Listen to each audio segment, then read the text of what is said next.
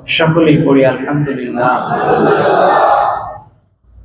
সকল প্রশংসা সেই মহান মহিয়ান গরিয়ান মাওলাই করিমের দরবারে, যিনি সম্মানিত হারাম 4টি মাসের অন্যতম মাস মাহে রজবুল মুরাজ্জাব মাসের আজকে দ্বিতীয় জুমায় বরকতময় সময়ে আমাদেরকে তার ঘরের মেহমান বানিয়েছেন।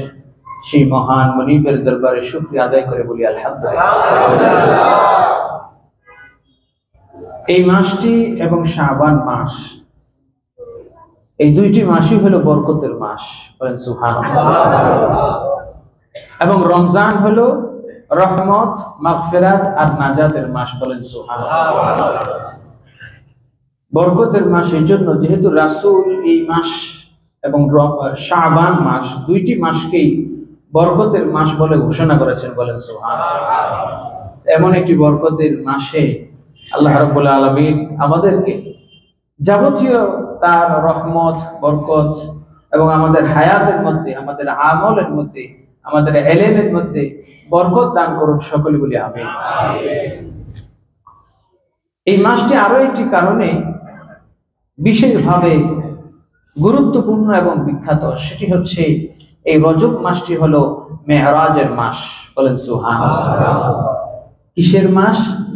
মেরাজের মাস। এই মেরাজটা রাসূল সাল্লাল্লাহু আলাইহি ওয়াসাল্লামের জীবনে, ইসলামের ইতিহাসে এবং মুসলমানদের জন্য একটি গুরুত্বপূর্ণ অধ্যায়। কারণ এই মেরাজের গুরুত্ব এবং তাৎপর্য আমরা খুব কমই জানি এবং মানি। যেটুকু জানি আবার এটুকু মানিও না। আবার অনেক সময় শোনা যায় যে মেরাজ কি রজব মাসে হয়েছে বা কোন দিন হয়েছে, এটার নির্ধারিত কোনো তারিখ নেই। আমরা সেদিকে যাচ্ছি না। তবে মেরাজটা আল্লাহ রাব্বুল আলামিন কতগুলো উদ্দেশ্যকে সামনে নিয়ে মেরাজ করেছিলেন। আমরা মেরাজের আলোচনা ধারাবাহিক শুনব। আজকে আমরা প্রথম পর্ব রাসূল সাল্লাল্লাহু আলাইহি ওয়াসাল্লামের মেরাজ এবং মেরাজের মাধ্যমে আল্লাহ রাব্বুল আলামিন রাসূলের শান, রাসূলের মান, রাসূলের সম্মান সুউচ্চ পর্যায়ে নিয়েছেন, বলেন সুবহানাল্লাহ। এই বিষয়টি আমরা জানার চেষ্টা করব। যেহেতু আল্লাহ রাব্বুল আলামিন তিনি খালিকুল মাখলুক, সকল সৃষ্টির স্রষ্টা। আল্লাহ রাব্বুল আলামিন নিজেই বলেছেন লাইসা কামিসলিহি শাই, আল্লাহর সাথে কোনো কিছুর কোনো তুলনা চলে না। তো আল্লাহর পরে এই জগতের বুকে সৃষ্টির মধ্যে যার সবচেয়ে বেশি সম্মান, যার সবচেয়ে বেশি মর্যাদা, তিনি হলেন আমার আপনার প্যারা রাসূল নবীজি মুহাম্মদুর রাসূলুল্লাহ সাল্লাল্লাহু আলাইহি ওয়াসাল্লাম। সেই রাসূলের শান মান বোঝানোর জন্যই আমার আল্লাহ তার প্যারা হাবিবকে এই জমিন থেকে আকাশে নিয়েছেন, বলেন সুবহানাল্লাহ। খুতবার প্রারম্ভেই পবিত্র কোরআনে কারীমের যে আয়াতে কারীমা তেলাওয়াত করেছি, তার আলোকে রাসূলের শান এবং মান নিয়ে কথা বলবো এবং এই শান মান অনুযায়ী আমাদের কি করা উচিত তাও আমরা জানার চেষ্টা করবো। আল্লাহ আমাদেরকে জানার, বোঝার এবং তদানুযায়ী আমল করার তৌফিক দান করুন, সকলে বলি আমিন। এই বিষয়টি আনার উদ্দেশ্য হলো যে রাসূল সাল্লাল্লাহু আলাইহি ওয়াসাল্লাম তার শান যেমন, সেই শান অনুযায়ী আল্লাহর হাবিব সাল্লাল্লাহু আলাইহি ওয়াসাল্লামকে অ্যাড্রেস করার জন্য, রাসূলকে উদ্দেশ্য করে যখন আমরা কিছু বলবো, কিছু করব, সেই উদ্দেশ্যের মধ্যেও যেন সম্মান থাকে, রাসূলকে ডাকার ক্ষেত্রেও যেন সম্মান বজায় রাখা হয়, সেই নির্দেশও আমার আল্লাহ দিয়েছেন, বলেন সুবহানাল্লাহ। কারণ আমরা অনেক সময় শুনতে পাই অনেক মানুষ রাসূল সাল্লাল্লাহু আলাইহি ওয়াসাল্লামের সুউচ্চ সম্মানের প্রতি কোনো খেয়াল করে না। মনে করে যে আমার আপনার নবী, আমার আপনার নবী, নবীজির নামটা অনেকের মুখে শুধু মুহাম্মদ নামে শুনি, ঠিক কিনা বলে? রাসূল সাল্লাল্লাহু আলাইহি ওয়াসাল্লামকে ডাকার ক্ষেত্রে আমার আল্লাহ বলছেন লা তাজআলু দুআ আর-রাসূল, লা তাজআলু দুআ আর-রাসূল বাইনাকুম কাদুআই বা'দিকুম বা'দা। ও দুনিয়ার মানুষ, তোমরা একে অপরকে যেভাবে ডাকো, একজন আরেকজনকে যেভাবে ডাকো, আমার রাসূলকে তোমরা এভাবে ডেকো না, বলেন সুবহানাল্লাহ। আমরা একজন আরেকজনকে চাচাতো ভাই, খালাতো ভাই হলে ভাই বলে ডাকি, বড় ভাই বলে ডাকি। মুরব্বী হলে চাচা বলে ডাকি, আর একটু বড় হলে দাদা বলে ডাকি, ঠিক কিনা বলেন? কিন্তু রাসূল সাল্লাল্লাহু আলাইহি ওয়াসাল্লামকে এই ধরনের ডাককেও নিষেধ করা হয়েছে। যেমন মা ফাতেমা রাদিয়াল্লাহু তাআলা আনহা, তিনিও যখন রাসূলকে ডাকতেন, তখন তার তো পিতা ছিলেন, কিন্তু তারপরেও মা ফাতেমা রাদিয়াল্লাহু তাআলা আনহা নবীজিকে যখন ডাকতেন ইয়া রাসূলুল্লাহ বলে ডাকতেন। সুবহানাল্লাহ। কিন্তু দুঃখের সাথে বলতে হয়, আমরা আজকে সমাজে কি আলেম কি সাধারণ, কি শিক্ষিত কি অশিক্ষিত, কি জ্ঞানী কি মূর্খ, সবাই রাসূল সাল্লাল্লাহু আলাইহি ওয়াসাল্লামের ব্যাপারে এত বেশি উদাসীন যে নবীজির ক্ষেত্রে শব্দ চয়নের মধ্যে আমাদের এমন ভুল হয়।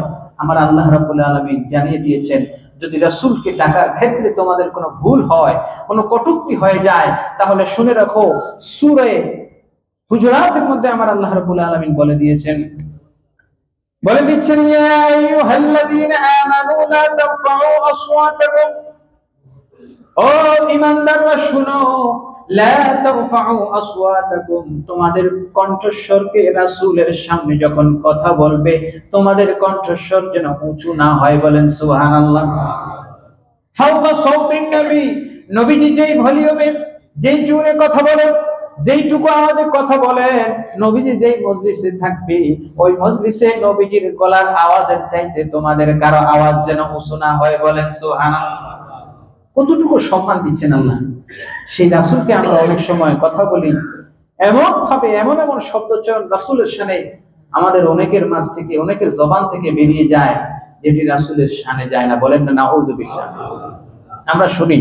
এই জন্য এই কথাগুলো বলার উদ্দেশ্য হলো এটা, আপনি আমি অনেক সময় শুনে রাসূলের শানে যদি এই শব্দগুলো ব্যবহার করেন, আপনার আমার ঈমান থাকবে, থাকলেও আমল থাকবে কেমনে? আল্লাহ নিজে বলছেন আনতাহবাতা আমালাকুম, তোমাদের আমল সব বরবাদ হয়ে যাবে, ওয়া আনতুম লা তাশউরুন, কিন্তু বুঝতেও পারবে।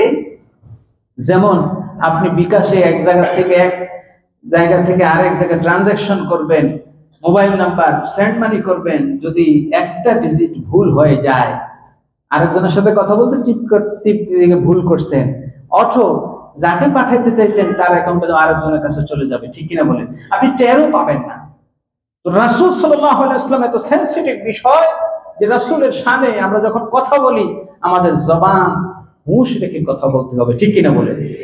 অনেক সময় দেখি অনেকেই রাসূল সাল্লাল্লাহু আলাইহি ওয়াসাল্লামের শানে এমন কথা বলে যে কথাগুলো আমরা মুখেও আনতে চাই না। সম্মানিত হাজিরিন, এই জন্যই আজকের এই বিষয়টা আনা যে মহানবী সাল্লাল্লাহু আলাইহি ওয়াসাল্লাম, প্যারা রাসূল সাল্লাল্লাহু আলাইহি ওয়াসাল্লামের মহান শান, মহান আজমত বোঝানোর জন্যই আমার আল্লাহ বিশ্ববাসীকে জানায় দিচ্ছেন, ও দুনিয়ার মানুষেরা শোনো, তোমরা আমার রাসূলকে যেমন দেখতেছো তেমনটি নয়, তোমরা আমার রাসূলকে তোমাদের সাথে বিচরণ করে দেখো, কিন্তু আমার রাসূল শুধু দুনিয়ায় বিচরণ করেন না, লা মাকামেও বিচরণ করেন। জমিনে যেমন হাঁটেন, বাতাসেও হাঁটেন, জমিনে যেমন হাঁটেন, আকাশেও চলেন, জমিনে যেমন অবস্থান করেন, আরশে আজিমেও তেমন অবস্থান করতে পারেন। বলেন সুবহানাল্লাহ।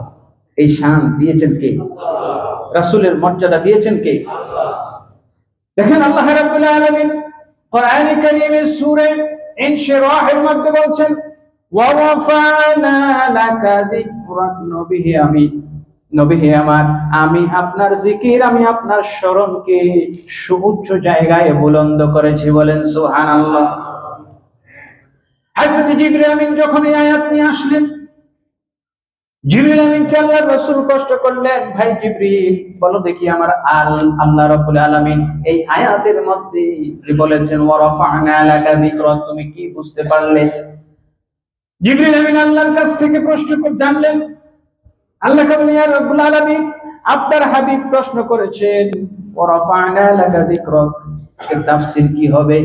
আল্লাহ রাব্বুল আলামিন নবীজিকে জানায় দিলেন, ও নবী, কুল্লামা যুকিরতা মাই, আমি আল্লাহর জিকির যেখানে হবে সেখানে আপনার নবীরও জিকির হবে, স্মরণ হবে। বলেন সুবহানাল্লাহ।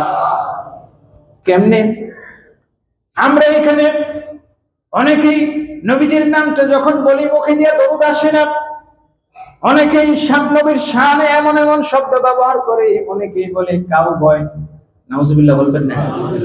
অনেকেই বলে নবীজির মাতা পিতা জাহান্নামী, বলে নাউজুবিল্লাহ।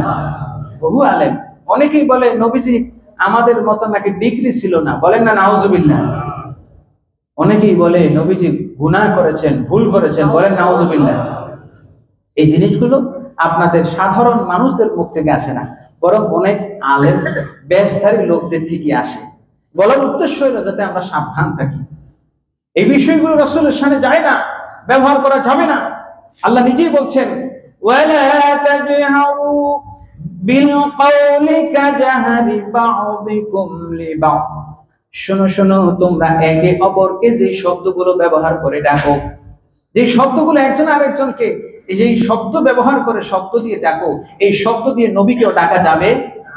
দেখেন, নবীজি সাল্লাল্লাহু তাআলা আলাইহি ওয়াসাল্লামকে মক্কার কাফেররা ডাকতো রাঈনা। কি শব্দ? রাঈনা। রাঈনা শব্দের একটা অর্থ হলো আমাদের দিকে তাকান, আমাদের দিকে লক্ষ্য করে, আমাদের দিকে তাকান। দেখবেন হাইকোর্টে, সুপ্রিম কোর্টে যখন এজলাসে উকিলরা আপনার এই আদালতে যখন মহামান্য আদালত বলে তাকে সম্বোধন করে, তখন মাননীয় আদালত বলে, ইউর অনার বলে কিনা? এই শব্দটা সেখানকার কাটেছে। কিন্তু উনি যখন বাহিরে আসে, একজন রিক্সাওয়ালা তার সাথে যত মুরব্বী হোক না কেন, তাকে কি ইউর অনার বলে না? তো সব শব্দ সবার ক্ষেত্রে যায় না। আমরা ওই জিনিসটা সাধারণ ভাবে করি।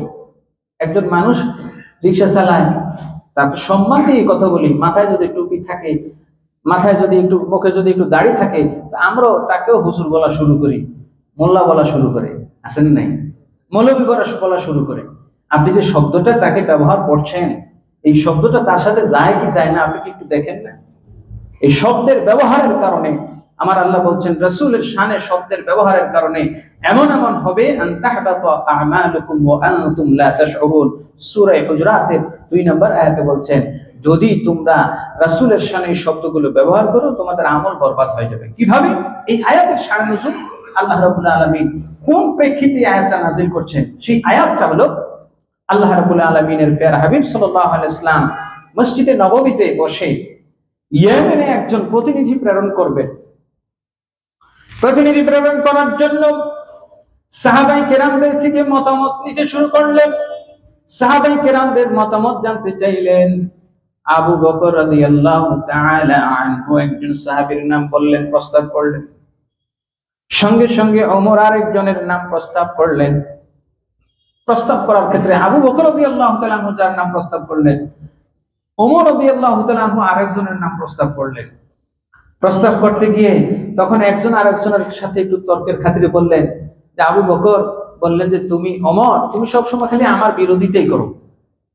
হাসির ছলে একটু ঝগড়া করতেছে। ঝগড়া মানে তাদের ঝগড়া মারামারি না। সাহাবায়ে কেরামদের উপরে রহমত আছে কার? সাহাবায়ে কেরাম নবী সাল্লাল্লাহু আলাইহি ওয়াসাল্লামের সামনে কখনো উচ্চ বাচ্চা কথা বলতেন না। এই দুইজন কথা বলতে গিয়ে একটু আওয়াজ উঁচু হয়ে গেল। আওয়াজ কি হলো? উঁচু হয়ে গেল। এর থেকে অনেক কিছু শেখার আছে। মসজিদে নববীতে বসে রাসূলের সামনে যখন কথা বলছেন, একজন আরেকজনের সাথে কথা বলতে গিয়ে একজন আবু বকর আরেকজন ওমর রাদিয়াল্লাহু তাআলা আনহুমা, দুইজন কথা বলতে গিয়ে আওয়াজ একটু উঁচু হয়ে গেল। সঙ্গে সঙ্গে আমার আল্লাহ রাব্বুল আলামিন সহ্য করলেন না, আরশে আজিম থেকে আয়াত নাযিল করে দিয়ে জানিয়ে দিলেন, লা তারফাউ আসওয়াতাকুম ফাওকা সাওতিন নবী। ও ঈমানদাররা শোনো শোনো, লা তারফাউ আসওয়াতাকুম, তোমাদের আওয়াজকে উঁচু করো না, ফাওকা সাওতিন নবী, নবীজির আওয়াজের উপরে। বলেন সুবহানাল্লাহ। এই আয়াত থেকে আরেকটা বিষয় শিক্ষণীয়, যে মসজিদের মধ্যে উঁচু আওয়াজে কথা বলা যাবে না। কারণ এই আয়াতটা মসজিদের কথার ব্যাপারে আসছে, এবং মসজিদেই তারা ছিলেন, মসজিদে নববীতে রাসূলের সামনে। সেই বিষয়টা হলো খাস, যে রাসূলের সামনে জোরে কথা বলা যাবে না। এখনো যদি মসজিদে নববীতে আপনি যান, রাসূলের রওজা শরীফের কাছে যান, আপনার আমার সকলের জন্য ওয়াজিব হলো আওয়াজকে নিচু করে বলেন সুবহানাল্লাহ। এরপর থেকে কি হলো? আবু বকর রাদিয়াল্লাহু তাআলা আনহু বলতেছেন, ইয়া রাসূলুল্লাহ, ইয়া হাবিবাল্লাহ, আজ থেকে আমি আর জোরে কথা বলবো না, বরং আমি ফিসফিস করে কথা বলবো। বলেন সুবহানাল্লাহ। হযরত সাবিত ইবনে কায়েস রাদিয়াল্লাহু তাআলা আনহু তিনি ওই দিন থেকে কথা বন্ধ করে দিলেন। আল্লাহ রাসূল সাল্লাল্লাহু তাআলা আলাইহি ওয়াসাল্লাম তাকে প্রশ্ন করলেন, ও সাবিত ইবনে কায়েস, আগে যেভাবে কথা বলতে এখন আর তুমি সেভাবে কথা বলো না কেন, প্রশ্ন করো না কেন, জানতে চাও না কেন? সাবিত ইবনে কায়েস রাদিয়াল্লাহু তাআলা আনহু বলেন, ইয়া রাসূলুল্লাহ, ইয়া হাবিবাল্লাহ, আমার গলার আওয়াজটা একটু মোটা, আমার গলার আওয়াজটা একটু মোটা। আমি যখন কথা বলি বড় আওয়াজ হয়, বেশি আওয়াজ হয়, জোরে আওয়াজ হয়। ইয়া রাসূলুল্লাহ, ইয়া হাবিবাল্লাহ, আমার আল্লাহ আয়াত যখন নাযিল করেছেন, লা তারফাউ আসওয়াতাকুম ফাওকা সাওতিন নবী ওয়া লা তাজহারু লাহু বিল কওলি কাজাহরি বা'দিকুম লিবা'দ আন তাহবাতা আমালুকুম ওয়া আনতুম লা তাশউরুন। আল্লাহ বলছেন, যদি আপনার সাথে একটু জোরে আওয়াজে কথা বলি, কোন দিক থেকে আমাদের জীবনের সব আমল বরবাদ হয়ে যাবে বুঝতেও পারবো না, এইজন্য আমি কথা বলি না। বলেন সুবহানাল্লাহ। দেখেন সাহাবায়ে কেরাম কিভাবে মানতেন। আর সেই রাসূলের শানে আমরা কথা বলি কাউবয়, এই সেই বিভিন্ন কথা, এই যে বিষয়গুলো আমি বলছি যে দার্সে হুঁশ নাই আপনার কথা আপনাকে কোথায় নিয়ে যাচ্ছে। রাসূল সাল্লাল্লাহু আলাইহি ওয়াসাল্লাম জীবনে কারো গোলাম ছিলেন? বলেন। চাকরি করছেন? আমি যদি বলি রাসূল সাল্লাল্লাহু আলাইহি ওয়াসাল্লাম সার্ভেন্ট ছিলেন, সার্ভেন্ট শব্দের অর্থ কি? আপনারাই ভালো জানেন ইংরেজি সম্পর্কে। আর এখন তো আপনারা মনে করেন যে হুজুর একটু ইংরেজি বলতে পারে, হুজুর খুব ভালো। আগে আলেম ওলামাদের মুখে উর্দু, ফার্সি এগুলো শোনা যেত, এখন আলেম ওলামাদের মুখে এগুলো শুনেন? বলেন শোনা যায়? এখন আমরা ধারণা করি যে যত হুজুর, যে যত ভাইরাল, যে যত বড় আলেমই হোক না কেন, যত বড় কিছুই হোক না কেন, তার মধ্যে যদি রাসূলের আদব না থাকে, আমার আল্লাহ তার সমস্ত আমল বরবাদ করে দিবেন। বলেন নাউজুবিল্লাহ। এরকম একজন ছিল কাব বিন আশরাফ, মক্কার বিখ্যাত ব্যক্তি ছিল। এই কাব বিন আশরাফ রাসূল সাল্লাল্লাহু আলাইহি ওয়াসাল্লামকে কষ্ট দিত। কি কষ্ট? টাকা পয়সায় না, মারামারি না, বরং কথার দ্বারা কষ্ট দিত, কবিতার মাধ্যমে কষ্ট দিত।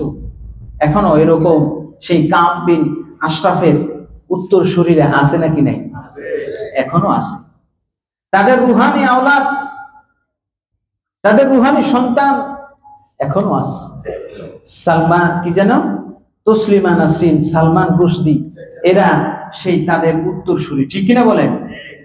পেয়ারে হাজিরিন, এই কাব বিন আশরাফ রাসূল সাল্লাল্লাহু আলাইহি ওয়াসাল্লামকে কবিতার মাধ্যমে কষ্ট দিত, কথার মাধ্যমে কষ্ট দিত। জাওয়াহাতুল লিসানি জারাহাতুল সিনানি লাহা ইলতিয়াম ওয়া জারাহাতুল লিসানি লা ইলতিয়াম লাহা। আপনি তরবারি দিয়ে একটা আঘাত করে এই ঘাটা শুকিয়ে যাবে, কিন্তু কথার আঘাত কখনো শুকায় না। কাব বিন আশরাফ কবিতার মাধ্যমে কষ্ট দিত। আবু লাহাব দেখেন রাসূল সাল্লাল্লাহু আলাইহি ওয়াসাল্লামের সামনে সর্বপ্রথম বেয়াদবি করেছে। কি? নবীজি সাল্লাল্লাহু আলাইহি ওয়াসাল্লাম জাবালে আবু কুবাইস বা সাহাফা পাহাড়ের উপরে যখন সবাইকে দ্বীনের দাওয়াত দিলেন, সে একটা শব্দ বলছে যে তাব্বাল লাকা ইয়া মুহাম্মদ। কি বলেছে? তাব্বাল লাকা ইয়া মুহাম্মদ। বলেন নাউজুবিল্লাহ। এই ছোট্ট একটু বেয়াদবি করেছে নবীজির শানে। আমার আল্লাহ সহ্য করেন নাই, সঙ্গে সঙ্গে আয়াত নাযিল করে দিলেন, তাব্বাত ইয়াদা আবি লাহাব। আবু লাহাব যেই হাত দিয়ে নবীজিকে ইশারা করেছো, তোমার ওই হাত ধ্বংস হোক। শুধু ওই হাত নয়, ওয়া তাব্বা, সে নিজেও ধ্বংস। শুধু কি তাই? সে শুধু বলছে তাব্বাত লাকা ইয়া মুহাম্মদ, আমার আল্লাহ বলছেন তুমি তো ধ্বংস হবা। শুধু তাই নয়, মা আগনা আনহু মালুহু ওয়া মা কাসাব, যা সে অর্জন করেছে, যা সন্তান সন্ততি, কিচ্ছু তার কাজে আসবে। কারণটা রাসূলের শানে বেয়াদবি, রাসূলের শানে শব্দ চয়নের বেয়াদবি। তো কাব বিন আশরাফ নবীজির শানে কবিতা লিখতো, কবিতা লিখে কষ্ট দিত। নবীজি সাল্লাল্লাহু আলাইহি ওয়াসাল্লামকে খাটো করার চেষ্টা করত, ছোট করার চেষ্টা করত। ইচ্ছায় হোক অনিচ্ছায় হোক, আপনি যদি রাসূলের শানে এমন শব্দ ব্যবহার করেন, আমার আল্লাহ বলছেন তাহবাতু আমালুকুম, সমস্ত আমল বরবাদ হয়ে যাবে। কাব বিন আশরাফ ইহুদীদের বড় নেতা ছিল। আমার আল্লাহর হাবিব সাল্লাল্লাহু আলাইহি ওয়াসাল্লাম বললেন, ইন্নাহু ইউযিনি, নিশ্চয়ই সে আমাকে অনেক কষ্ট দেয়। তোমাদের কেউ কি আছো এমন যে ব্যক্তি আমাকে তার কষ্ট থেকে মুক্তি দিবে, নিষ্কৃতি দিবে? বলেন না সুবহানাল্লাহ। নবীজির একজন সাহাবী ছিলেন মুহাম্মদ ইবনে মাসলামা। কি নাম? মুহাম্মদ ইবনে মাসলামা, দুর্বল চিত্তের সাহাবী। তো কাব বিন আশরাফ মদিনার ইহুদিদের বড় নেতা ছিল, লিডার ছিল। বিশাল দুর্গের মধ্যে সে অবস্থান করত। তাকে ধরাশয়ী করা, তাকে ধরা, তাকে আঘাত করা, তার গায়ে একটা চিমটি কাটার সামর্থ্য সেই সুযোগও ছিল না। বহুত কড়া প্রহরায় থাকতো। মুহাম্মদ ইবনে মাসলামা নবীজির দরবারে সাহস করে দাঁড়িয়ে বলেন, ইয়া রাসূলুল্লাহ, আমি আপনাকে তার কথা থেকে, তার জবান থেকে, ইয়া রাসূলুল্লাহ, আমি আপনাকে রক্ষা করতে চাই। বলে সুবহানাল্লাহ। আমার আল্লাহ নিজেই বলছেন কোরআনে, আল্লাহ রাব্বুল আলামিন নিজেই কোরআনে বলেছেন কি, আল্লাহু ইয়াহসিবুকা, কি আল্লাহ রাব্বুল আলামিন আপনাকে ইয়াসিমুকা মিনান নাস, আল্লাহ আপনাকে মানুষের সকল হাতের জবানের সকল ক্ষতি থেকে, ইয়াসিমুকা, তিনি আপনাকে রক্ষা করেছেন। সুবহানাল্লাহ। তো মুহাম্মদ ইবনে মাসলামা যখন নবীজির দরবারে বলল, ইয়া রাসূলুল্লাহ, আমি তার ব্যাপারে অ্যাকশন নিতে চাই, নিয়ে তিনি চলে গেলেন। 3 দিন ধরে খাবার দাবার কিছু খান না। চিন্তা, নবীজির কাছে তো ওয়াদা করলাম যে একটা কিছু করব, কিন্তু ওরে তো ধরা সহজ না। সে তো আর বাজারে ঘোরাফেরা করার লোক না, সে বড় লিডার, সে তার বিশাল রাজপ্রাসাদে থাকে, দুর্গের মধ্যে থাকে। তাকে কিভাবে ধরবো, তাকে কিভাবে বাগে আনবো? তখন এই 3 দিন টেনশনে, খাওয়া দাওয়া নাই, কিছু নাই। তখন আল্লাহ রাসূল সাল্লাল্লাহু আলাইহি ওয়াসাল্লাম খবর পায়া তাকে ডেকে আনলেন। মুহাম্মদ ইবনে মাসলামাকে ডেকে এনে বললেন, তোমার অভিপ্রায় কি, ইচ্ছা কি?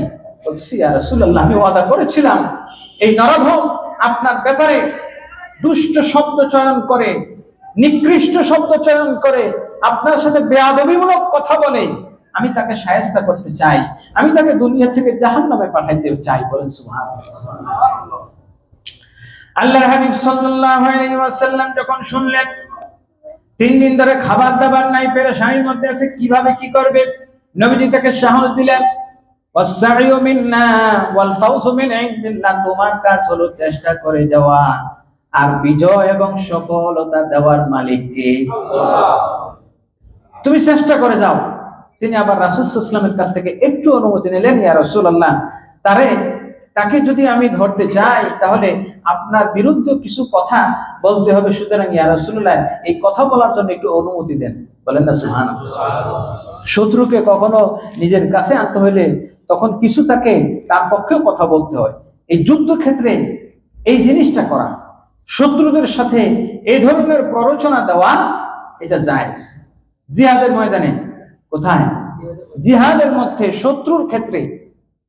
মুহাম্মদ ইবনে মাসলামা তিনি গেলেন তার কাছে, গিয়ে বললেন, দোস্ত, আমি তো খুব বিপদে আছি, আমাকে কিছু ধার দাও। সে বলতেছে, ধার দেব, বন্ধক রাখো। কি রাখো? বন্ধক রাখো। কারণ ইহুদিরা সুদের লেনদেন করে, ইহুদিরা লাভ ছাড়া, সুদ ছাড়া কোনো কিছু করে না।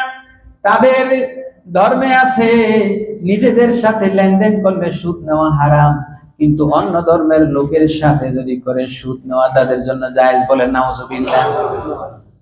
মুসলমানদের কাছে এটা আছে যে মুসলমানদের সাথে লেনদেন করলে সুদ হবে, বিধর্মীদের সাথে লেনদেন করলে সুদ হবে না, এরকম আছে? প্যারে হাজির, তখন সে বলল, আমি তো সুদের ভিত্তিতে লেনদেন করি, কি লাভ দিব? বলছে, আমি তো সুদ দেবো না। তাহলে এক কাজ করো, তোমার সন্তানদেরকে বন্ধক রাখো।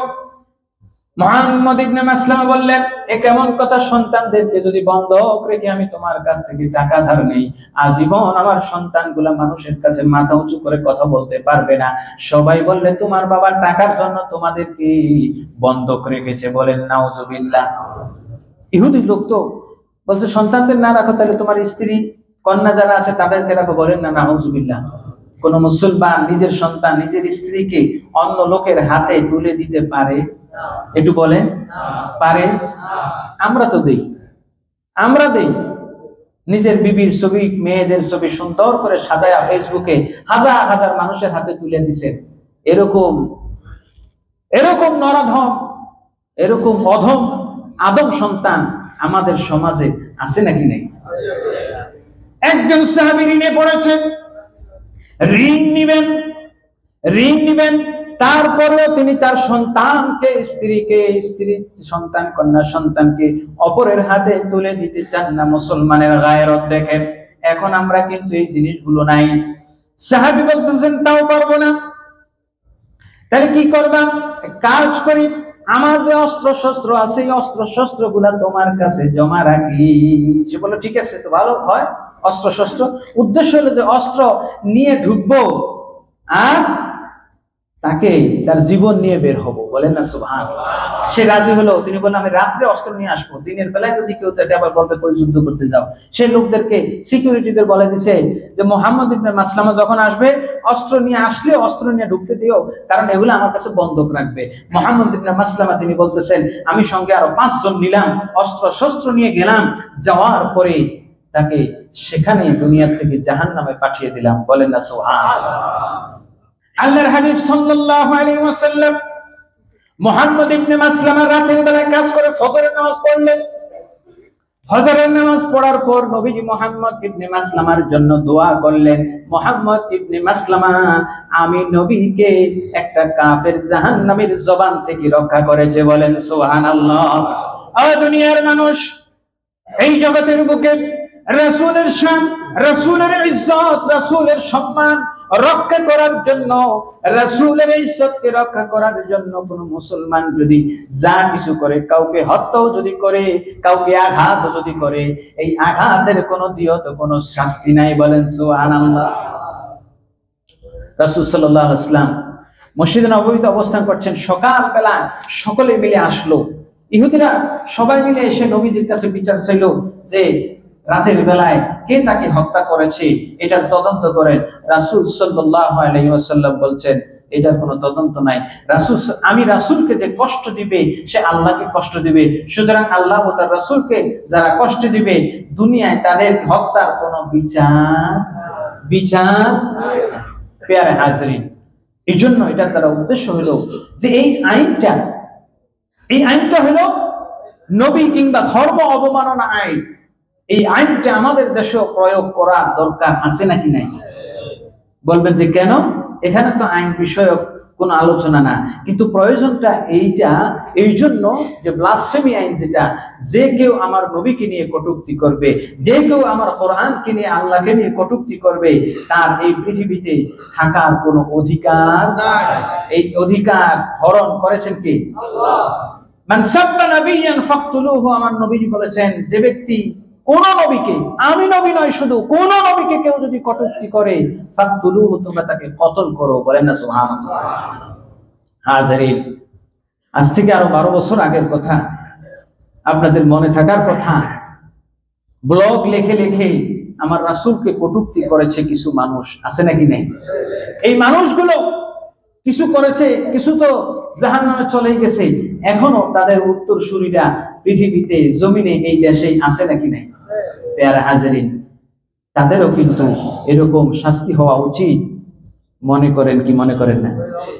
পেয়ারা হাজিরিন, রাসূলের জামানায় যদি ওই শাস্তি থাকতে পারে, রাসূল যদি তাদেরকে ওই শাস্তি দিতে পারেন, রাসূলের জামানায় যদি রাসূলকে নিয়ে কটূক্তি করার এমন শাস্তি হতে পারে, আমার আল্লাহ রাব্বুল আলামিন তাদের ব্যাপারে বলেছেন, ও দুনিয়ার মানুষ শোনো শোনো, লা তাজআলু দুআ আর-রাসূল কাদুআ বা'দিকুম, ও দুনিয়ার মানুষ শোনো, লা তাজআলু দুআ আর-রাসূল বাইনাকুম কাদুআ বা'দিকুম বা'দা। এই আয়াতের মধ্যে আমার আল্লাহ বলছেন তোমরা একজন আরেকজনকে যেই শব্দে ডাকো, যেই শব্দ চয়নে ডাকো, সেই শব্দ দিয়ে আমার নবীকে ডেকো না, সেই শব্দ আমার নবীর শানে তোমরা ব্যবহার করো না। সুবহানাল্লাহ বলে।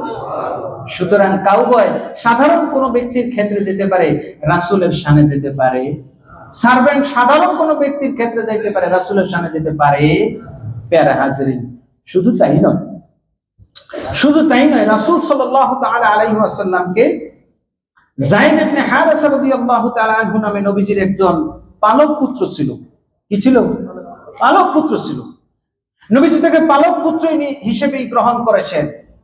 পালক পুত্রকে, পালক ছেলে যদি হয়, আমরা সমাজে হলে কি করি, তাকে নিজের ছেলের মতোই দেখি, নিজের ছেলের মতোই, অনেকে আবার তাকে উত্তরাধিকারীও বানায়, ঠিক কিনা বলেন?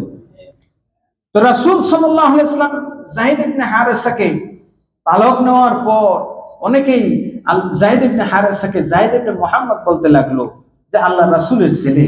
আল্লাহ পাক এটিও সহ্য করলেন না যে আমার আল্লাহর রাসূলের ক্ষেত্রে তিনি পালক পুত্র নিয়েছেন, তার সম্মান অনেক বেশি। যায়েদ ইবনে হারেসা রাদিয়াল্লাহু তাআলা আনহু এত সম্মান যে কোরআনে একমাত্র তার নামটাই আছে। সমস্ত এই 1,16,00,000 সাহাবীর মধ্যে একজনের নাম কোরআনে, তার নাম হলো যায়েদ, বলে সুবহানাল্লাহ। কিন্তু তারপরেও নবীজিকে বাবা ডাকতে, অর্থাৎ নবীজি সাল্লাল্লাহু আলাইহি ওয়াসাল্লামের সন্তান বা যায়েদের পিতা, এটা ডাকতে রাসূল আমার আল্লাহ নিষেধ করেছেন। সুবহানাল্লাহ। আমার আল্লাহ আয়াত নাযিল করে দিলেন, মা কানা মুহাম্মাদুন আবা আহাদিম মির রিজালিকুম ওয়ালাকিন রাসূলুল্লাহ, বলেন সুবহানাল্লাহ। আল্লাহ বলছেন, মা কানা মুহাম্মদ সাল্লাল্লাহু আলাইহি ওয়াসাল্লাম, মুহাম্মদ সাল্লাল্লাহু আলাইহি ওয়াসাল্লাম তোমাদের কারো পিতা নন। কি নন? আচ্ছা, আল্লাহ রাসূল কি মা ফাতেমার পিতা না? উম্মে কুলসুম, রুকাইয়া, জয়নব ওনাদের পিতা না? পিতা সত্ত্বেও আমার আল্লাহই বলে দিচ্ছেন পিতা তো অবশ্যই, কিন্তু তারপরেও ওয়ালাকির রাসূলুল্লাহ, জেনে রাখো তিনি আল্লাহর রাসূল, বলেন সুবহানাল্লাহ। এইজন্য মা ফাতেমা নবীজিকে যখন ডাকতেন ইয়া রাসূলুল্লাহ, ইয়া হাবিবাল্লাহ বলে ডাকতেন। সুবহানাল্লাহ। এইজন্য আমাদের উচিত কি রাসূলকে রাখাল ডাকা? বলেন বলেন, সার্ভেন্ট ডাকা? ডাকা যাবে। দরুদ শরীফ পড়ুন, পের হাজরি। শুধু এই শব্দগুলো নিয়ে কথা নয়, আর অনেক কথা আছে। যেমন আমার আল্লাহ রাব্বুল আলামিন নবীজিকে ধনী বানিয়েছেন কি রাসূল বানিয়েছেন না খাদিজা বানিয়েছেন? বলেন, কে বানিয়েছেন? বলেন, খাদিজা নবীজিকে ধনী বানাইছেন না আল্লাহ বানাইছেন? আল্লাহ নিজে বলছেন, ওয়া ওয়াজাদাকা আইলান ফাআগনা, হে নবী আমি আপনাকে অসহায় অবস্থায় পেয়েছি, অতঃপর ফাআগনা, আমি আল্লাহ আপনাকে ধনী বানিয়েছি, বলেন সুবহানাল্লাহ। দুনিয়ার মানুষ, পৃথিবীর মানুষ দেখে খাদিজা তার সম্পত্তি নবীকে দিয়েছেন, কিন্তু আশিকে রাসূল যদি হয়, নবীর প্রেমিক যদি হয়, সে বলবে না না না, খাদিজা তার সম্পত্তি নবীকে দেয় নাই, বরং খাদিজা ধনী হয়েছে। খাদিজা ধনী হয়েছে আমার নবীর উসিলায়, কারণ নবীজিকে আমার আল্লাহ ধনী করার জন্য মক্কার সবচেয়ে ধনী বানিয়েছেন খাদিজাকে, আর খাদিজাকে নবীজির গোলাম বানিয়েছেন, বলেন সুবহানাল্লাহ। দুনিয়ার মানুষ শোনো শোনো, তোমরা নবীজিকে বলো খাদিজার সার্ভেন্ট, আর খাদিজা বলতেছে আমি খাদিজার নবীর সার্ভেন্ট, বলেন সুবহানাল্লাহ। তোমরা বলো খাদিজা নবীজিকে ধনী করেছেন, আর খাদিজা বলতেছে আমি আমার নবীর উসিলায় ধনী হয়েছি, বলেন সুবহানাল্লাহ। এটাই হলো আশিক রাসূলের কথা, এটাই হলো ঈমানদারের কথা। শব্দের ব্যবহার প্রয়োগ, খাদিজা নিজেই বলতেছেন আমি নবীর গোলাম, আর আপনি আমি বলি যে খাদিজা নবীজি খাদিজার সার্ভেন্ট, গোলাম, বলেন না নাউজুবিল্লাহ। এই জন্য এই শব্দগুলো আরেকজন হুজুর দেখলাম বলতেছেন, আমার আল্লাহ কোরআনে বলছেন ওয়া ওয়াজাদাকা দাল্লান ফাহাদা, তিনি আপনাকে পেয়েছেন পথহারা, বলেন নাউজুবিল্লাহ, বলেন না নাউজুবিল্লাহ। আচ্ছা বলেন তো, নবীজি কি পথহারা ছিলেন? নবীজি নিজেই যদি গোমরাহী হন, নবীজি নিজেই যদি পথভ্রষ্ট হন, তা আমাদেরকে হেদায়েত দিবেন কি? বরং ইমাম কুরতুবী রাহমাতুল্লাহি আলাইহি তিনি বলছেন যে ওয়াজাদাকা দাল্লান, এই দাল্লান শব্দের অর্থ শুধু আমি আপনি জানলাম যে পথভ্রষ্ট না। ইমাম কুরতুবী বলছেন দাল্লান বলা হয়, আরবরা মরুভূমিতে ওই গাছকে দাল্লান বলে। যেমন দেখবেন এখনো এই অনেক জায়গায় বটতলা, খেজুরতলা, বট গাছ কিন্তু নাই, আছে না? বটতলা, খেজুরতলা, তেঁতুল তলা, তার মানে আগে এখানে তেঁতুল ছিল, এখন 10 তলা বিল্ডিং, তেঁতুলের পাতার নাম নিশানও নাই, তেঁতুলের দোকানও নাই। তেঁতুল তলা, খেজুর তলা, বাঁশতলা, আপনাদের এটা বলেন তো বাঁশতলায় যে কোনো বাঁশ আছে? তো নাম হইলো কোথেকে? একটা লোক যদি এসে জিজ্ঞেস করে যে বাঁশতলা দিলেন, বাঁশ টাস তো কিছুই নেই এখানে, পেয়ারে হাজিরিন, তার মানে এখানে একটা বাঁশতলা, বাঁশ যার ছিল, ঠিক কিনা বলেন এক সময়। এখন এই যে দাল্লান বলে মৌলবীরা, আমরা ব্যাখ্যা করতেছি যে নবীজি পথহারা ছিলেন, আল্লাহ তারে পথের দিশা দিয়েছেন, বলেন না নাউজুবিল্লাহ। নবীজির সামনে পথহারা, নবীজি তো হেদায়েত নিয়েই আসছেন, সুবহানাল্লাহ। কোন কি নিয়ে আসছেন? হেদায়েত নিয়ে আল্লাহর পক্ষ থেকে আসছেন। এই মেরাজের উদ্দেশ্য হলো নবীজির সম্মান বোঝানো, নবীজির সম্মান জানানো। নবীজির সম্মান আকাশচুম্বী। আপনি যতই তাকে সম্মান দেন, যতই তাকে সম্মান দেন, নবীজির শানের সাথে তুলনা হবে না। অনেকে বলে যে নবীজিকে সম্মান দিতে দিতে আল্লাহর উপরে উঠায়। আল্লাহ কি 10 তলায় আছে আর নবীজির টাই নাকি ঠেলা 11 তলায় উঠাইলাম, এমন? আল্লাহর সাথে তো পৃথিবীর কারো তুলনাই নাই। এই জন্য আল্লাহ বলছেন ওয়ারাফা'না লাকা যিকরাক, আরে আমি আল্লাহর প্রশংসা করে আমার আর কতটুকু উঠাইবা, বরং নবীজিকে আমি প্রশংসা করে আমি আল্লাহ উঠাইছি নবীকে, বলেন সুবহানাল্লাহ। শুধু তাই নয়, ইনদামা কুল্লামা যুকিরতু যুকিরতা মাই, নবী গো যেখানে আমি আল্লাহর জিকির করা হয়, যেখানে আমি আল্লাহর জিকির হয় সেখানে আপনি নবীর জিকিরও আছে, বলেন সুবহানাল্লাহ। আযানের মধ্যে আশহাদু আল্লা ইলাহা যেমন আছে, আশহাদু আন্না মুহাম্মাদুর রাসূলুল্লাহ আছে নাকি নাই? নামাজের মধ্যে আল্লাহর জিকির আছে, নামাজের মধ্যে নবীর দরুদ আছে না নাই? আছে।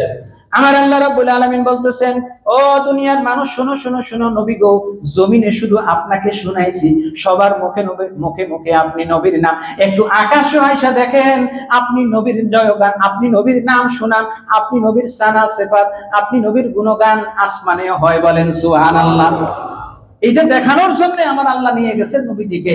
নবীজি বলছেন আমি প্রথম আকাশে গেলাম, সেখানেও দেখলাম আমি নবীর দরুদ ও সালাম, দ্বিতীয় আকাশে গেলাম, সেখানেও দেখলাম আমি নবীর দরুদ ও সালাম, তৃতীয় চতুর্থ পঞ্চম ষষ্ঠ সপ্তম আরশে আজিমের যে ফেরেশতাগুলো আরশ বহন করে তাদের মুখেও আমি নবীর নাম। শুধু তাই নয়, আরশের প্রত্যেকটা খুঁটির মধ্যে আমি নবীর নাম লেখা। শুধু তাই নয়, আমার আল্লাহ যে বলছেন ওয়ারাফা'না লাকা যিকরাক, নবী আপনার জিকিরকে আমি আল্লাহর জিকির, যেখানে আপনি নবীর জিকির সেখানে। জান্নাতের মধ্যে দেখেন প্রত্যেকটা গাছের পাতায় পাতায় আপনার নবীর নাম। শুধু তাই নয়, জান্নাতের হুরদের দিকে তাকায়া দেখেন তাদের দুইটা চোখের মধ্যে মনির মধ্যে আপনি নবীর নাম, বলেন সুবহানাল্লাহ। এইটা দেখানোর জন্যই তো মেরাজ, নবীজির শান মান বোঝানোর জন্যই সবে মেরাজ, বলেন সুবহানাল্লাহ। আমি আপনি বলি নবী খালি মক্কায় ছিল, আরব ছিল, নবীর দৌড় মক্কা পর্যন্ত, সিরিয়া পর্যন্ত না, আমার আল্লাহ পৃথিবীর মানুষকে জানিয়ে দিচ্ছেন। অনেক হুজুর বলে না যে আমরা বিমানে হেলিকপ্টারে প্রোগ্রাম করি, বলবে অনেক হুজুর অনেক আলেম বলছে যে আমাদের তো এত ডিগ্রি আছে, নবীজির এত ডিগ্রি নেই, বলে না নাউজুবিল্লাহ। ওই ডিগ্রি ওয়ালাদেরকে বোঝানোর জন্য বলছে তুমি আর কতদূর সরছো, তুমি হেলিকপ্টার বিমান পর্যন্ত শেষ, আমার রাসূল তোমার হেলিকপ্টার বিমান যেখানে শেষ, আমার রাসূল ওইখান থেকে শুরু মেরাজ, বলেন সুবহানাল্লাহ। পৃথিবীর বিজ্ঞানীদের বিজ্ঞান যেখানে শেষ, রাসূলের বিজ্ঞান মাত্র এখান থেকে আলিফ বাতা শুরু, এখান থেকে সুবহানাল্লাহ। প্যারে হাজিরিন, এইজন্য রাসূলের শান, রাসূলের মান, রাসূলের ব্যাপারে কথা বলতে হলে এমন সতর্ক থাকতে হবে। আমার আল্লাহ বলছেন আনতাহাবাতু আ'মালুকুম ওয়া আনতুম লা তাশউরুন, যদি রাসূলের শানে তোমরা একটা ইচ্ছাই হোক অনিচ্ছাই হোক, দুইটা বিষয় এখানে। ঈমানদারদেরকে বলছেন ইয়া আইয়ুহাল্লাযীনা আমানু লা তারফাউ আসওয়াতাকুম, ঈমানদারদেরকে বলছেন হে ঈমানদাররা, তোমরা যদি অনিচ্ছা সত্ত্বেও, আবু বকর আর ওমর দুইজন যে কথার আওয়াজ উঁচু হয়ে গেছে, কি ইচ্ছা করে করছেন? বলেন তো, ওনারা ইচ্ছা করে করছেন? অনিচ্ছা সত্ত্বে রাসূলের দরবারে আওয়াজটা উঁচু হয়ে গেছে, তারপরে তাদেরকে সাবধান করছেন কি, যদি এরকম উঁচু আওয়াজে কথা বলো আনতাহবাতু আ'মালুকুম, তোমাদের সমস্ত আমল আমি আল্লাহ বরবাদ করে দেব। কি করে দেব? অথচ সেই আল্লাহই বলতেছেন ইন্নাল্লাহা লা ইউযিউ আজরাল মুহসিনিন, আল্লাহ কোন সৎকর্মশীলদের কর্ম আল্লাহ বরবাদ করেন, আল্লাহ কোন নেককারদের নেক আমল কখনো বরবাদ করেন। কিন্তু পৃথিবীতে একটা আমল আছে, একটা গুনাহ এমন আছে যে অনিচ্ছা সত্ত্বেও রাসূলের শানে যদি আপনার বেয়াদবি হয়ে যায়, তাহলে আপনার সমস্ত আমল আল্লাহ বরবাদ করে দিবেন, বলেন না নাউজুবিল্লাহ। আর ইচ্ছা করে যদি কেউ করে, ইচ্ছা করে যদি করে, সে তো কাফের। সে কি বুঝেন? ইচ্ছা করে কেউ যদি রাসূলের শানে কটূক্তি করে, সে কি কাফের। আর অনিচ্ছাকৃত ভাবেও যদি করে, তার সমস্ত আমল কি হয়ে যাবে? বরবাদ হয়ে যাবে। এই জন্য আল্লাহর হাবিব সাল্লাল্লাহু তাআলা আলাইহি ওয়াসাল্লাম বলেন, তোমরা আমি নবীকে যখন ডাকবা, আমি নবীকে যখন ডাকবা, সাধারণ লোকের মতো ডেকো না। জি, সাম্মু বিইসমি ওয়ালা তুকান্নু বিকুনিয়াতি। নবী সাল্লাল্লাহু আলাইহি ওয়াসাল্লাম একবার বাজারে গেলেন, যাওয়ার পরে পেছন থেকে একজন ডাক দিছে, ইয়া আবুল কাসিম, হে আবুল কাসিম। তো রাসূল সাল্লাল্লাহু আলাইহি ওয়াসাল্লাম তার দিকে ফালতাফাতা ইলাইহি, নবীজি তার দিকে তাকালেন। তখন সে বলল, ইয়া রাসূলুল্লাহ ইন্নী দাআউতু হাযা, ইয়া রাসূলুল্লাহ আমি তো আপনাকে ডাকিনি, ওই লোককে ডাকছি। তখন নবীজি সাল্লাল্লাহু আলাইহি ওয়াসাল্লাম সঙ্গে সঙ্গে জানিয়ে দিলেন, ও আমার সাহাবারা, শোনো শোনো, সাম্মু বিইসমি ওয়ালা তাকুন্নু বিকুনিয়াতি, শোনো শোনো, তোমাদের জন্য আজ থেকে আমি নবী হারাম করে দিলাম, আমি যতদিন হায়াত জীব দুনিয়ায় থাকবো ততদিন আমার নামে নাম রাখতে পারো, কিন্তু আমার কুনিয়াতে উপনামে তোমরা কেউ নাম রাখতে পারবে না। বলেন সুবহানাল্লাহ। আবুল কাসেম নাম রাখা জায়েজ না নাজায়েজ? বলেন জায়েজ।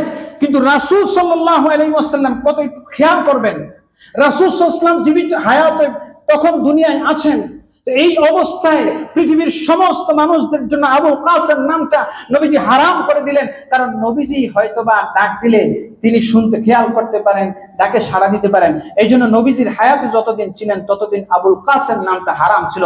ফুকাহায়ে কেরাম এখান থেকে বলেছেন যে রাসূল সাল্লাল্লাহু আলাইহি ওয়াসাল্লামের ছোট্ট নাম ব্যবহারের ক্ষেত্রে যদি এরকম হয়, তাহলে সেই নবীজির শানে কেউ যদি বলে নবীজি সার্ভেন্ট ছিলেন, কেউ যদি বলে নবীজি গোলাম ছিলেন, কেউ যদি বলে নবীজি পথভ্রষ্ট ছিলেন, কেউ যদি বলে নবীজি কাউবয় ছিলেন, তাহলে আমরা তাদের কথা মানতে পারি?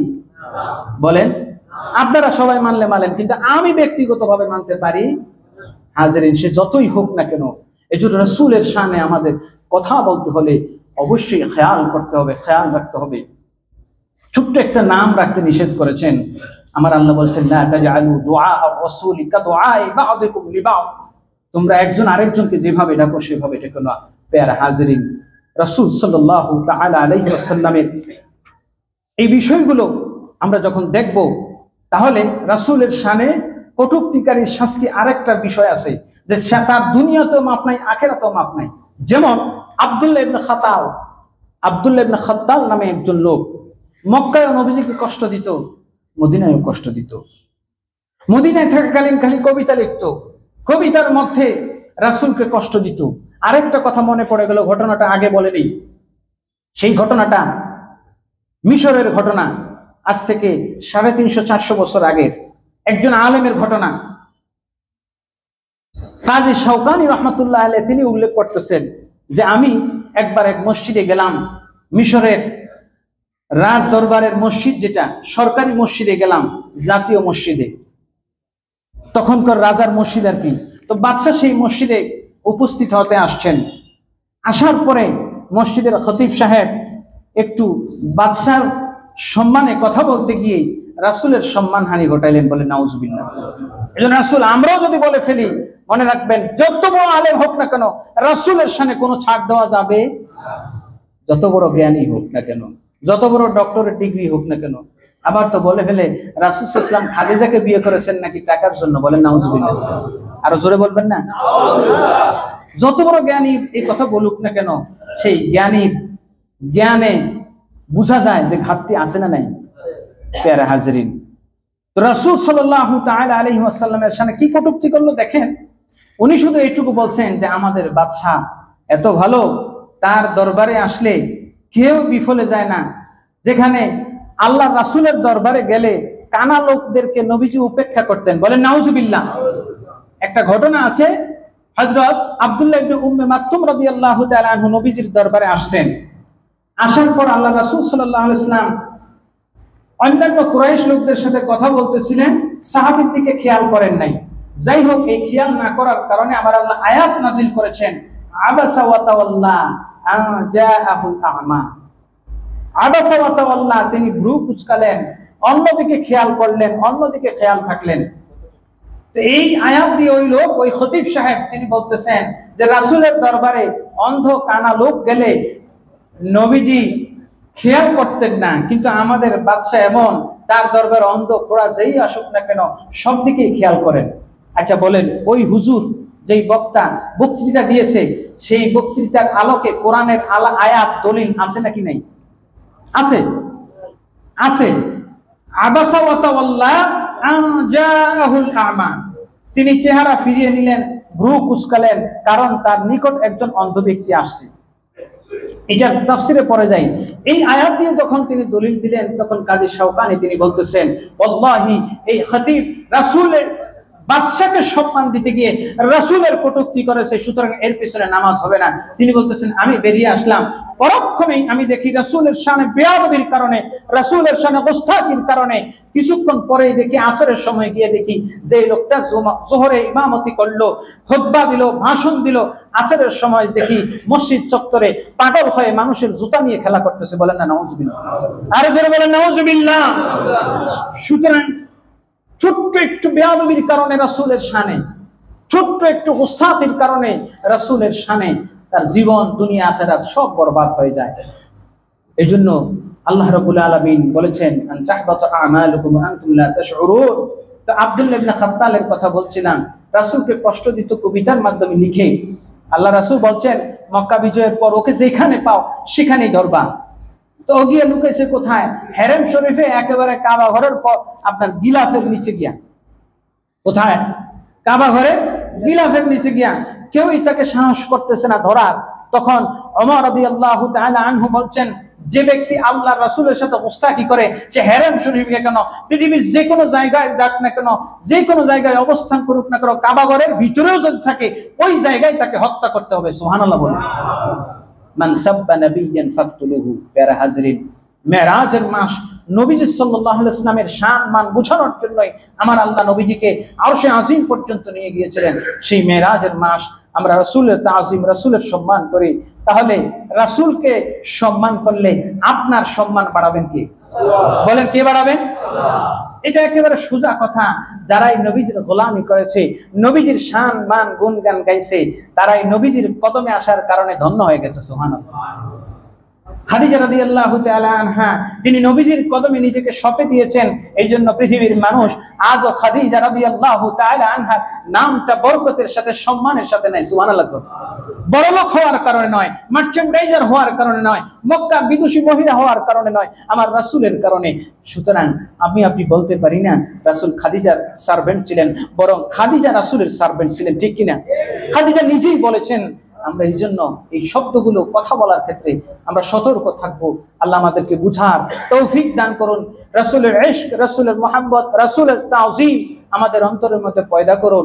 এবং ভুলেও যদি রাসূলের শানে কোনো বেয়াদবি হয়ে যায়, আল্লাহ আমাদের সকলকে ক্ষমা করুন, তওবা করার তৌফিক দান করুন। সকলে বলি আমিন। ওয়া আখির দাওয়ানা আনিল হামদুলিল্লাহি রাব্বিল আলামিন।